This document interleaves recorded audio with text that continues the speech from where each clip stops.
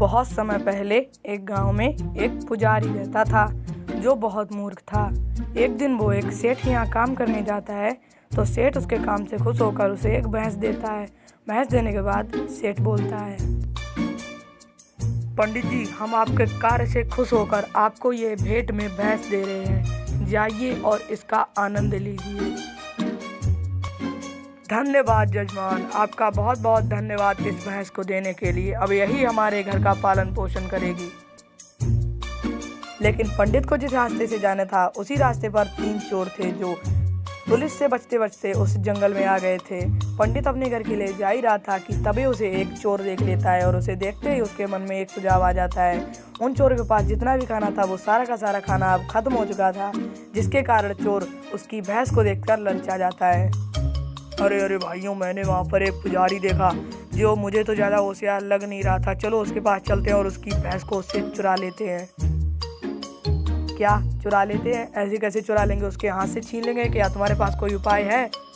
हाँ बताओ बताओ, तुम्हारे पास कोई उपाय है हो तो बताओ, हम लोग वैसे भी बहुत दिनों से भूखे हैं।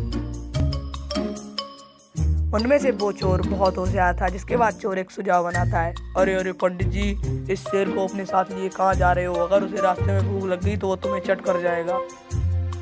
क्या मूर्ख हो गए हो? ये तुम्हें शेर दिखता है? इतनी बड़ी भैंस है, ये भैंस नहीं दिख रही तुम्हें? शेर बोल रहे हो।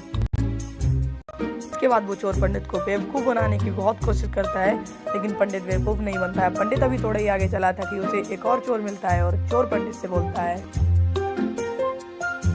अरे अरे पंडित जी, सुअर को अपने साथ लेकर क्यों जा रहे हो? धर्म भ्रष्ट करने का ज़्यादा ही शौक चढ़ा है क्या? तुम्हें ये सुअर दिख रहा है? जितने मिल रहे हैं सारे के सारे पागल हैं क्या? अभी एक आया वो शेर बता रहा था, इतनी बड़ी भैंस नहीं दिख रही क्या? आपको ये भैंस दिख रही है क्या? पंडित ने भी पीना शुरू कर दिया, आप पी के आए हो क्या? मुझे लग रहा है कि तुम पी के आए हो, यहाँ से चले जाओ, मेरा दिमाग ज़्यादा खराब तो करो मत। वैसे भी एक मिला, वो भी इसे शेर बता रहा था। इसके बाद चोर वहाँ से चला जाता है। पंडित के मन में चल रहा था कि सारे के सारे आज मुझे ही पागल क्यों मिल रहे हैं? कोई शेर बता रहा है, कोई सुअर बता रहा है। पंडित के मन में एक अजीब सा डर बैठ गया था, जिसके बाद पंडित थोड़ा आगे चलता है। अब उसका घर उस जंगल से ज़्यादा दूर नहीं था कि तभी उसे तीसरा चोर मिलता है। तीसरा चोर उसके पास आता है और उससे बोलता है, पंडित जी, ये गधे को लेकर कहाँ पे जा रहे हो? क्या पागल हो गए हो? पंडित ने भी धोबी का काम शुरू कर दिया क्या? क्या सच बताओ, तुम्हें ये गधा दिख रहा है? और नहीं तो क्या, भैंस दिख रही है?